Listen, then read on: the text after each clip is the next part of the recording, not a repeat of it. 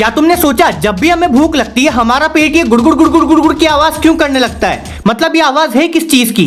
देखो, हमारे शरीर में चीजें नॉर्मल तरीके से इधर से उधर नहीं जाती। ऐसे कॉन्ट्रैक्शन होके यानी दबाव वाले मूवमेंट होके चीजें इधर से उधर जाती हैं। अब ये आवाज हमारे पेट और इंटेस्टाइन की मूवमेंट यानी हिलने डुलने से आती है और ये आवाज 24 घंटे आती है। पर जब हमारे पेट में खाना होता है तो ये आवाज खाने की वजह से दब जाती है और हमें सुनाई नहीं देती। पर जब पेट खाली होता है तो पेट में हवा और पानी के अलावा कुछ नहीं होता। तो जब पेट और इंटेस्टाइन अपना बचा कुचा माल निकाल रहे होते हैं तब भी ये मूवमेंट की आवाज आती है। पर अभी हमारा पेट खाली है तो ये आवाज हमें बहुत जोर से सुनाई देती है। और भाई कभी कभी तो ये आवाज इतनी तेज होती है कि पता ही नहीं चलता आवाज पेट से आई या